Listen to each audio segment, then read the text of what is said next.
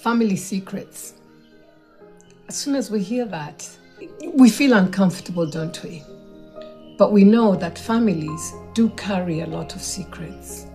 And those secrets normally come back to injure family members.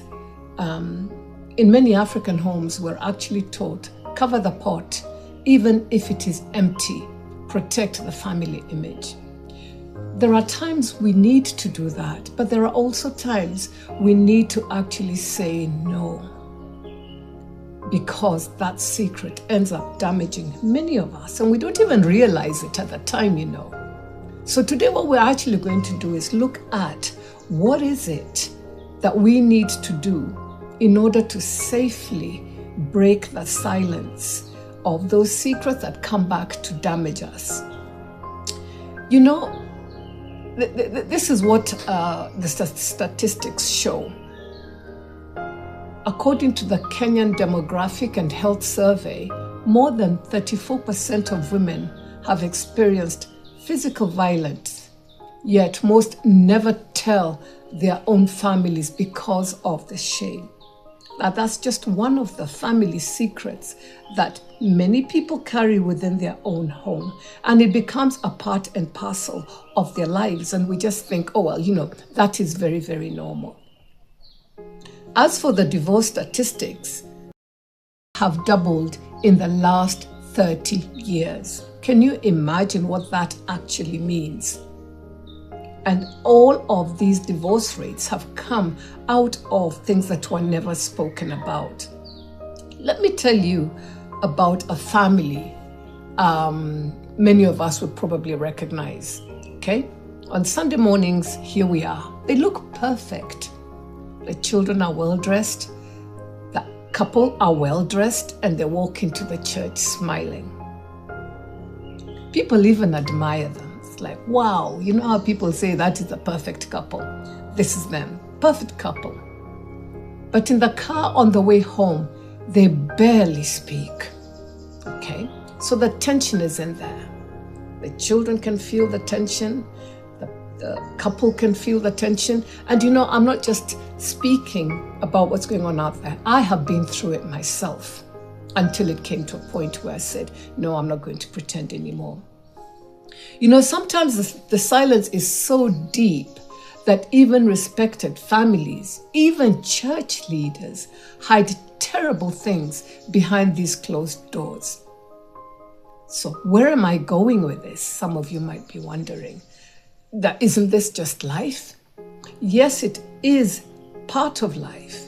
And I guess what we're trying to do here is to have you understand that it is not healthy to always keep those family secrets until they get to a place where you are going through divorce or even unliving yourself because of a secret that you've been made to carry. I know that we need to honor our culture, but something? In the past, families were never ever meant to suffer alone. What we need to do now is reclaim that lost Ubuntu system. We had systems in place to actually deal with these kinds of situations.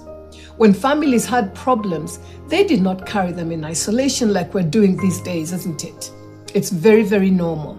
It's very much between me and you, and that is it. That's how it was for me when I was going through, my marriage and my divorce. Those days, they went to the elders who were always accessible.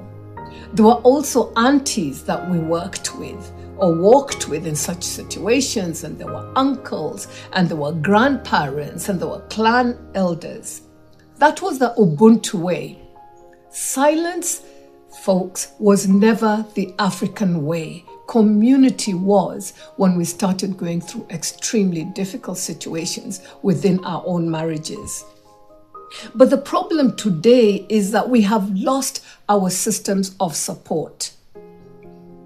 Some of us have got nobody that we can actually talk to about such situations when they arise in our marriages.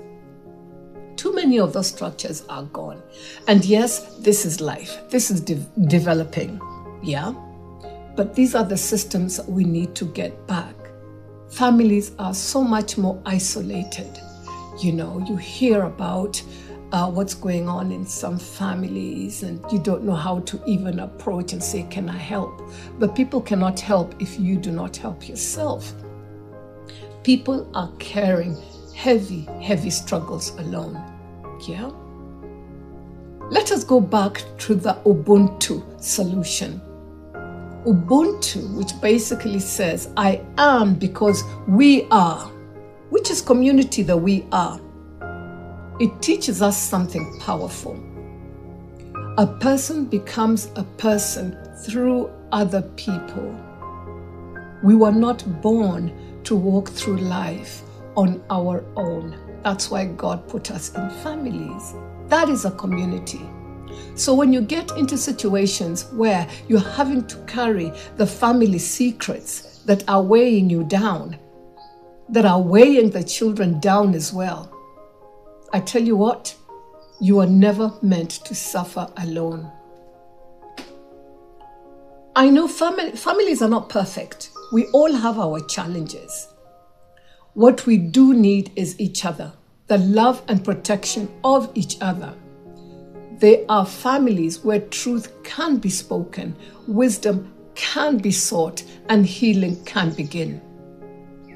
So what can we realistically do when we find ourselves in that situation where you absolutely need to break that family secret because of shame? What can you realistically do? This is what you can do. Most of us cannot suddenly change our families, no. And we don't want to go and change our families. What we want is for those secrets that are hurting us to stop. But we can begin with small steps towards truth and healing. You have to begin somewhere. Stop carrying everything alone. The first step, the very first step, is breaking the isolation. You know, when you're isolated, you are on your own. And for many people or spouses who abuse the family actually want you to stay isolated. Stop suffering in silence. Stop pretending everything is fine, as many of us actually do. First of all, the shame stops us. We don't want to talk about it. And then you think, oh my goodness, that is my family. I need to sort this out. So what I'm asking you today is just one small challenge. If you're in this space of, I've got this secret that is breaking me down, but is also breaking the family down, and I'm hearing, do not tell anyone because of the shame that you feel if you told people, that they would look at you, they would laugh at you, they would probably say, that one cannot, manage her own family. What I'm saying is stop. When you hear that voice, that's when you run the opposite direction. This is what I want you to do. A personal challenge. If you're in this situation, one practical step. I want you to do one brave thing. Find one person, just one person, not somebody who will judge you, but somebody wise and trustworthy. Only you can decide who's going to do this. You have to feel safe. Because sometimes whatever it is that's going on in the family that you're having to keep secret is extremely sensitive. But find that one person. There's always that one person. But what I'm saying again is break the silence. Because once you start breaking the silence, what happens is you've started breaking the whole cycle of the abuse that is going on within the family, okay? Tell the truth about what you're carrying. Don't try and rationalize it. You cannot heal a wound that remains covered. You can't. You have to open it up. Truth may feel uncomfortable, but it is the beginning of healing.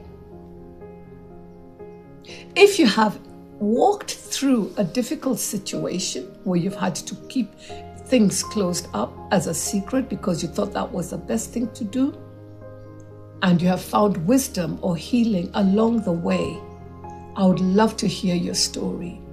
You know, our stories help each other in that whatever I have experienced and I've come out of it, I will help that next person. Yeah? If this conversation resonates with you, please share it with someone who absolutely needs to hear what I have just said. And do subscribe, okay? Join me next week as we continue these honest conversations.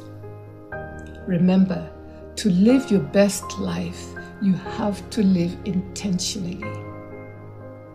So until then, you take care and God bless you.